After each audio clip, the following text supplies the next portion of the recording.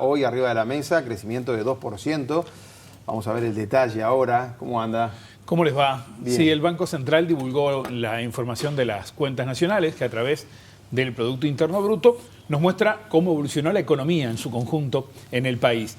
Mediante el indicador mensual adelantado de actividad económica y además algunos otros indicadores adelantados, ya teníamos algunas pistas de un crecimiento que iba a ser importante para el segundo trimestre del año e incluso estuvo por encima de esas expectativas. Veamos ya los principales números, ¿sí? A propósito de cómo se comportó este arranque del año en la primera placa, donde podemos contarles que en abril-junio interanual el Producto Interno Bruto creció 3.8%. Esto es frente al mismo trimestre del año anterior. El 2% al que se refería recién Leonardo Lucy corresponde a este trimestre, pero desestacionalizado, es decir, respecto al trimestre anterior. O sea, estamos hablando en este caso de enero-marzo, con una suba del 2%. Es el cuarto trimestre al alza en términos desestacionalizados. Recordemos que cuando hablamos de Producto Interno Bruto, es la suma de todo lo producido por la economía. No tiene en cuenta otros factores como la distribución, pero desde el punto de vista de la producción es el indicador más importante indudablemente y por eso lo tomamos como referencia del avance de la economía.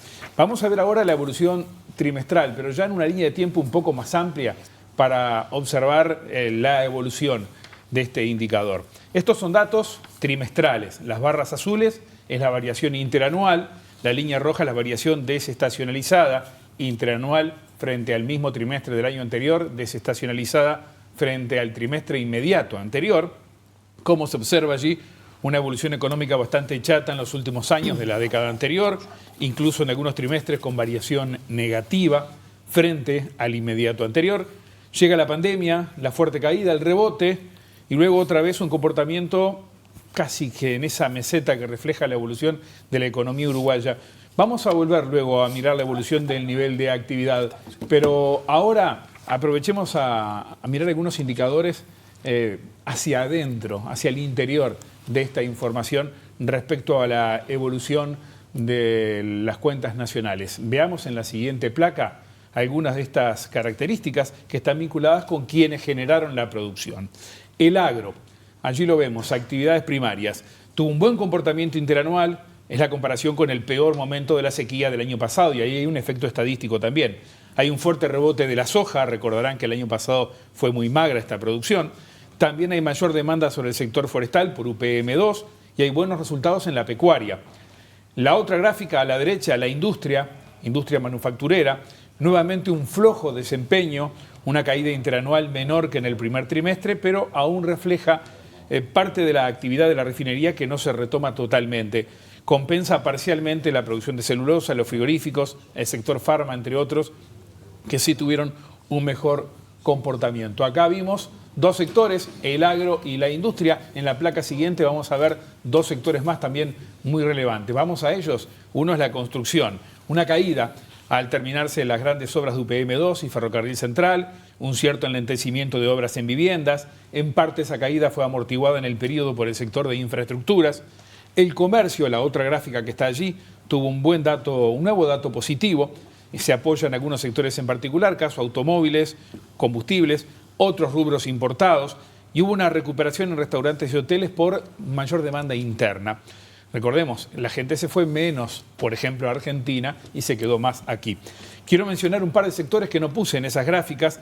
Por segundo trimestre consecutivo, un crecimiento fuerte en el sector energía, ya que incide una producción más barata de la generación hidroeléctrica frente a otros recursos cuando estábamos en sequía. Y el otro es el transporte, también mayor actividad agropecuaria, como decíamos, y eso también empuja a mayor actividad en este sector de actividad del transporte que se mide junto a las comunicaciones. Otra mirada que podemos dar ahora en la siguiente gráfica, placa, es la de la demanda. Y allí vemos dos gráficas en este caso. ¿Cuál es el destino de esa producción que veíamos antes? Lo que consumimos, lo que utilizaron las empresas, o sea, la inversión. Después vamos a ver lo que se dirigió al exterior también. Pero veamos primero consumo e inversión, que lo tenemos acá. Hubo un aumento del consumo de los hogares, sobre todo en bienes importados. Menor desvío hacia Argentina ayudó. Y en la gráfica de al lado, una nueva caída en la inversión, entre otras cosas, por la culminación de obras importantes.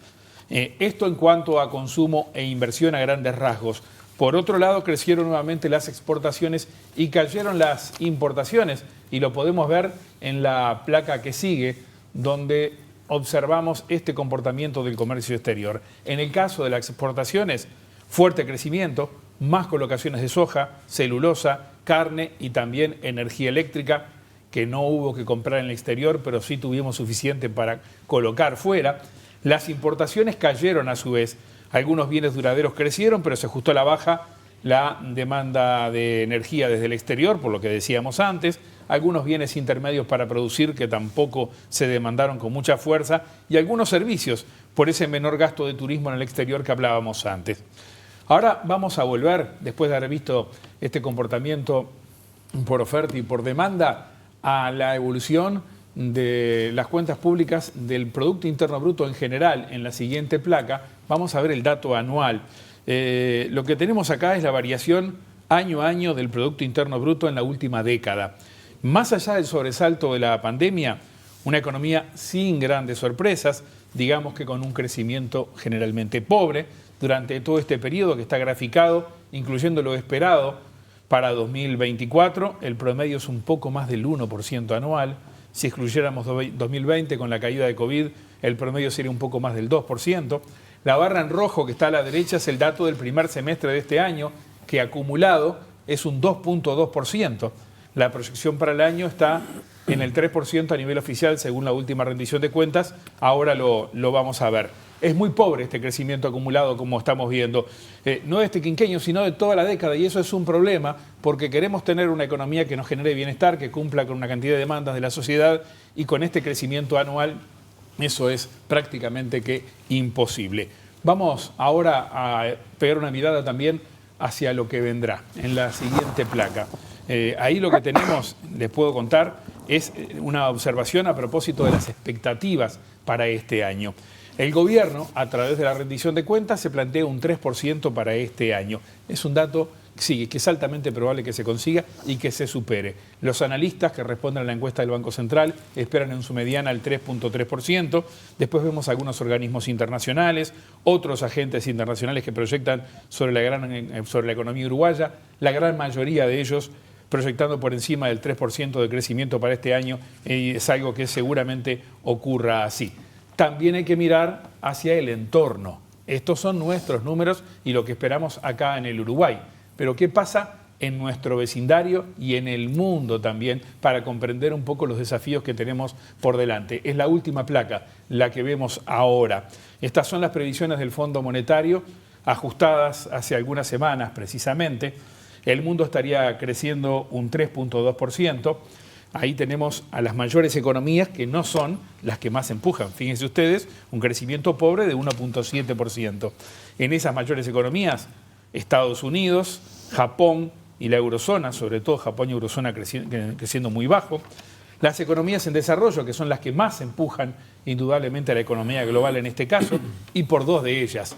China, que se espera que crezca 5%, que es un dato relativamente suave para el crecimiento al que estábamos acostumbrados en China, e India, que es el nuevo motor de la economía mundial, creciendo al 7%. Y dentro de esos en desarrollo están los países de América Latina. América Latina crecerá por debajo del 2% en conjunto, y destaqué allí algunos de nuestros vecinos, además de Uruguay.